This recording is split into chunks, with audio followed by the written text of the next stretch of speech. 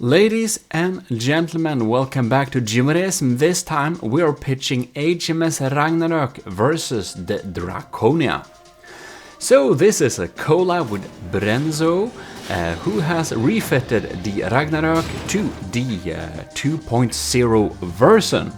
And, well, here we shall see what will happen. The Draconia's laser is lasing on. Brenzo has recorded this footage, so I am just commentating on this thing. Anyways, the small missiles are popping in there, doing a little stream. We have some seaweed systems going wild. So the Ragnarök is a one-sider, and now okay, the swarm is coming in, but it ain't doing much. The lambs of the Ragnarök is pretty strong, so we shall see what happens there. It's very interesting. And the Draconia, it should be said that the Draconia has a 300k material disadvantage. It does, however, have a advantage in terms of block count. But yeah, I don't expect the Draconia to win, but it has beat some bigger foes before, and it may do it again. So we shall see here. The Ragnarök is a glorious ship. It has some very funny interiors, which we might look at in a future video. This time we'll just focus on the little battle here. And it's finally done. Took some time. Oh, check there, the laser has disabled a little bit of that turret. Very cool to see the laser is doing its thing. Now, Brenzo has set up some pretty decent armor going on there, so my heat missiles won't do much. And I am one of very few YouTubers. Oh my god, that's scary. Oh wow, these are some deep penetrating. So Brenzo has put some sabots into the main guns, he said. So they're just melting through the armor there, yeah. Doing a good job. And the ship is so fast too, it kind of flies around the ship, making the Draconia at a very bad angle for itself. In any case, what was I saying? Sabots, yes, but before that, who knows? Oh, one thing, Brenzo, by the way, you're probably watching this. If you're gonna start the start location for the battle, I'd recommend to select a random spot in the middle somewhere, because otherwise you'll get spawned at 0.0, which is the end of the map, which makes it so that the seabed looks kind of a little bit weird. Now, this doesn't matter very much, just a quick tip. Right, ooh, look, what was that? Was that the lamb zapping the remains of some frags from the crams or something? Who knows? Alright, we got some streams incoming. Pretty interesting. My missiles are not doing much, I think. I'm glad the laser is still online though, so it has some damage dealing potential. And yeah, all of my torpedoes are basically not doing too much damage, actually. If the laser focuses on taking out those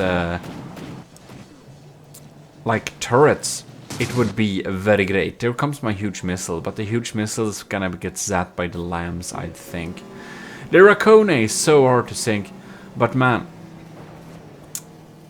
yeah.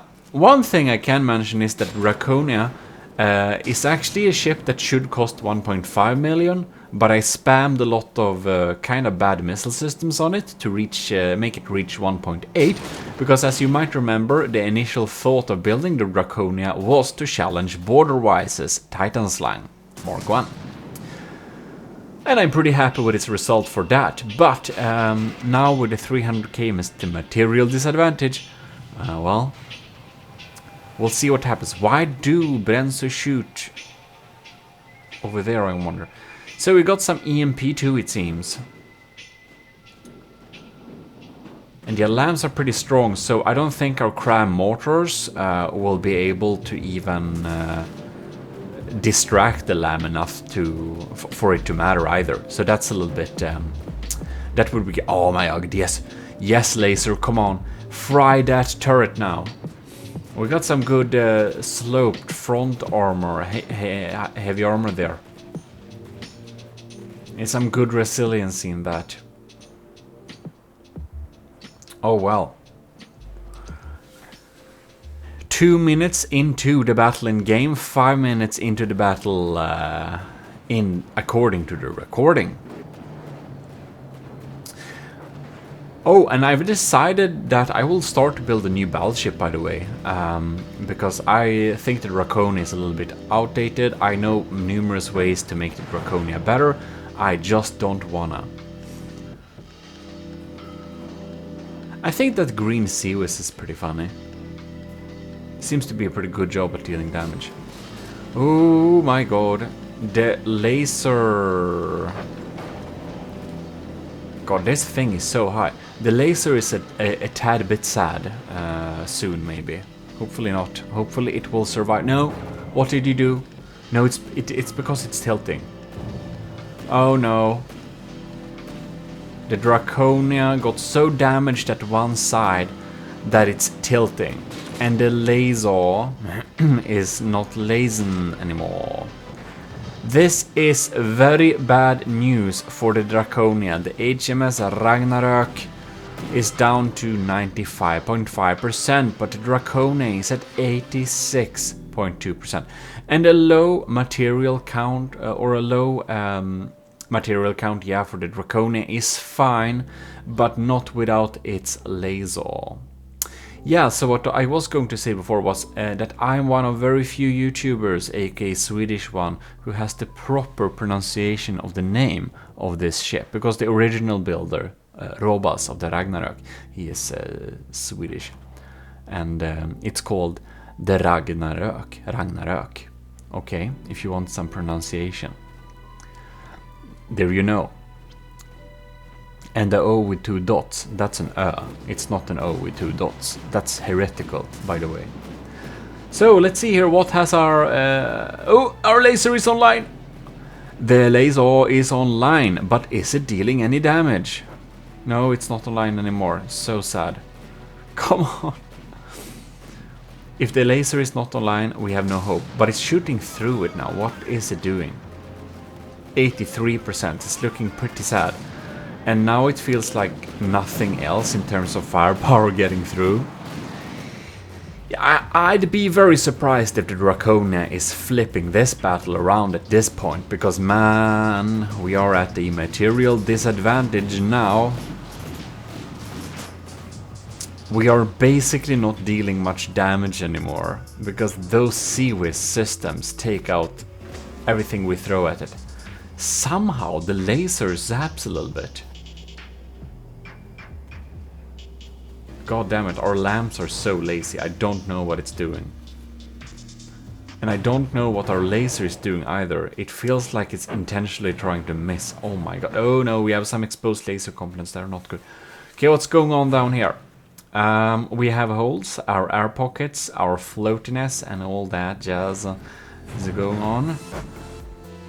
And yeah, if Brenzo use sabots for those shells, the era ain't doing much for us. They're coming in quick. Bam, bam, bam. Wow. We lost some cram turrets. Not that they can get through anyways, but still interesting to know. The laser is a little bit sad. Not even a little bit. This laser shouldn't be very strong anymore, I'd say. And the Draconia lost its turning power. So the Ragnarök is getting behind the Draconia, which is very bad for the Draconia. It's not in any way set up to handle that. We did take out one turret at least, so like we did something, but now with our laser down, it's like, what are we supposed to do? And the answer is we can't do much. Yeah, these are some quick shots.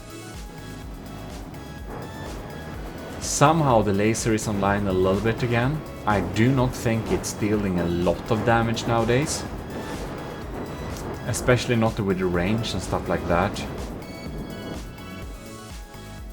It can sustain a good beating though before it goes down. So that's one nice thing with the laser.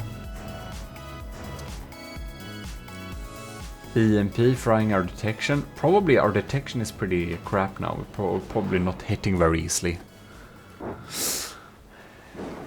Yep, it's looking dark for the Draconia.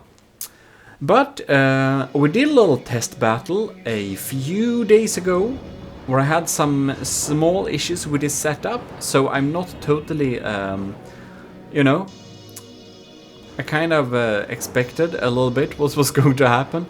And I could do that, by the way, from the beginning, because the Draconia has loads of points where it should be fixed.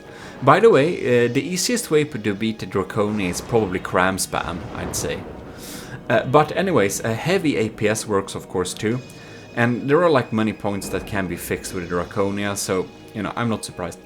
And as said, a few days ago I posted a little test battle on the GMODIST channel, and we actually have 2 battles there, and I had some small issues with how it was set up, so that's why we're doing this little battle. If you haven't subscribed to the GMODIST channel, it's a good time to do so.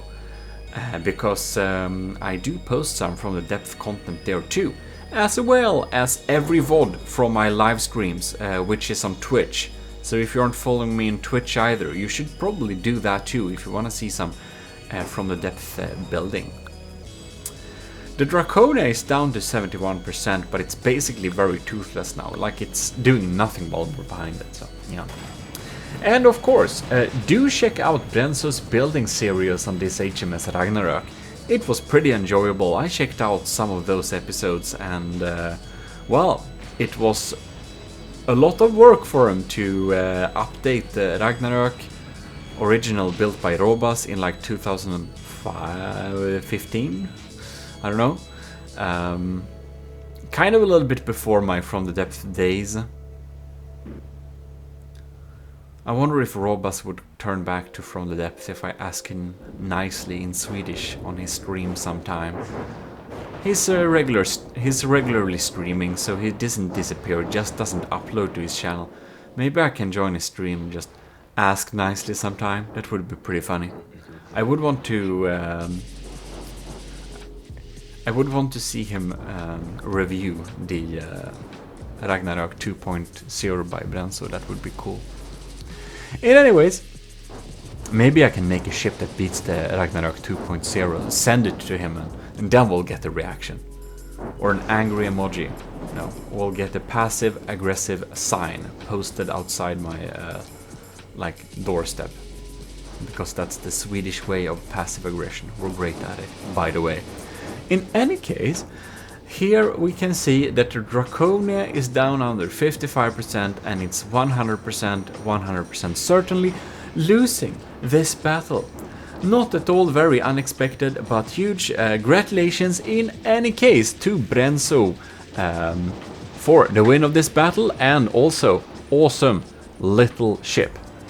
So with that said, hope you enjoyed this little video and subscribe to the channel, because I'm gonna make a new ship, a little series of building a new ship. And do check me out on Twitter if you want video updates. If you don't rely on the YouTube ones, you can get them there too. And yes, huge thanks to the commissioned officers in the army of Gmodism. Of course, Stellar Admiral LCG Canyon, Captain Scoobrooks, Commander Aegean, Lieutenant Asteria, powered by Greed, and Tyler Rust. Thanks a lot for supporting the channel, and thanks a lot for watching. This is Gmodism, and we are signing out, featuring Brenzo's beautiful recording, and of course, the build of the Ragnarök. So, see you next time. Gmodism says bye bye.